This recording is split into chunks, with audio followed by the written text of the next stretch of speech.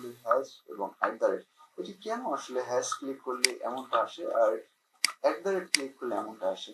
এটির যে মূল কারণটা সেটি হচ্ছে আমরা নর্মালি কিন্তু ইউনাইটেড স্টেটের যে কিবোর্ড লেআউট আছে সেটি কিন্তু ইউজ করি, যার ফলে হ্যাশ শিফট ক্লিক করে হ্যাশ ক্লিক করলে সেটি আসে এবং শিফট ক্লিক করে ক্লিক করলে আসে। তো এটি এই সমস্যা যেটি হচ্ছে এখানে, এই সমস্যা হওয়ার আসলে পেছনে কারণটা কি সেটি নিয়ে আজকে আমি দেখাবো। তো ফার্স্টে আমি যেটা করবো, ডাবল ক্লিক করে এটাকে ছোট করে নিলাম।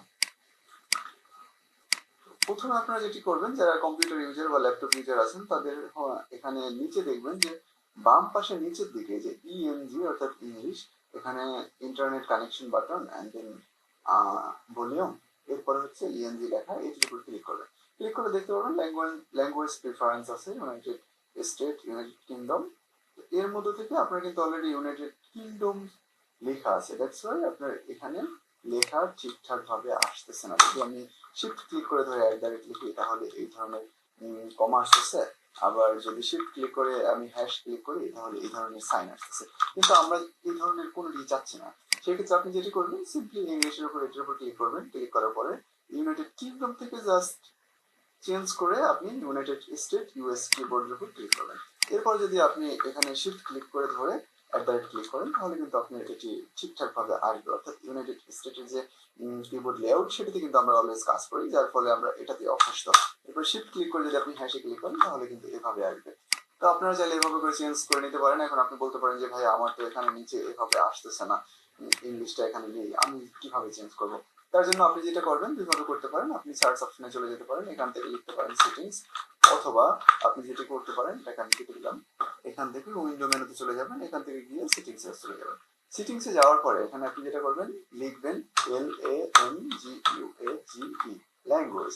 অর্থাৎ এটি যখন আপনি লিখবেন এখানে কিন্তু বেশ কয়েকটি অপশন তারা আপনাকে সাজেস্ট করবে, এখান থেকে edit language and keyboard option, এটিতে ক্লিক করেন।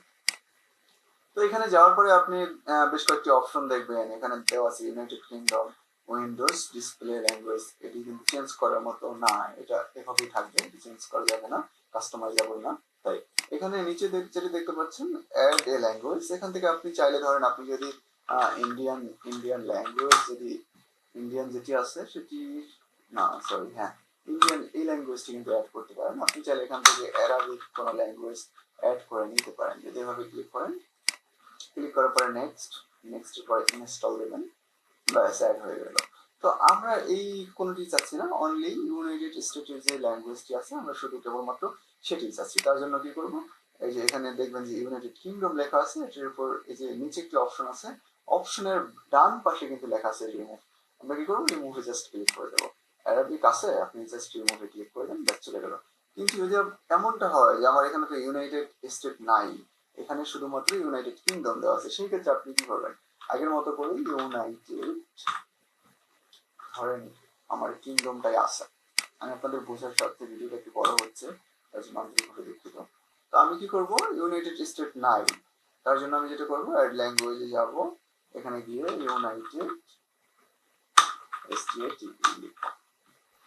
বাট অলরেডি আমার এটা দেওয়া আছে, আর এটা আমার মনে হয় সবার কম্পিউটারে আছে, যেহেতু আমারটাতে ডিফল্ট করা আছে। আই হোপ আপনাদের কম্পিউটার আছে, যদি আপনাদের উইন্ডোজ 10 না হয় 11 হয়, অথবা হচ্ছে উইন্ডোজ 8 এক্সপি এই টাইপের কিছু হয়, তাহলে হয়তো সেখানে রেফারেন্সই ক্রিয়েট হতে পারে, ভিন্নতা তৈরি হতে পারে। সেক্ষেত্রে আপনারা যেটি করবেন, ইউনাইটেড স্টেট এটি কিন্তু ওখানে গিয়ে অ্যাড করে নেবেন, আর ইউনাইটেড কিংডম যদি দেওয়া থাকে এটিকে রিমুভ করে দিতে পারেন।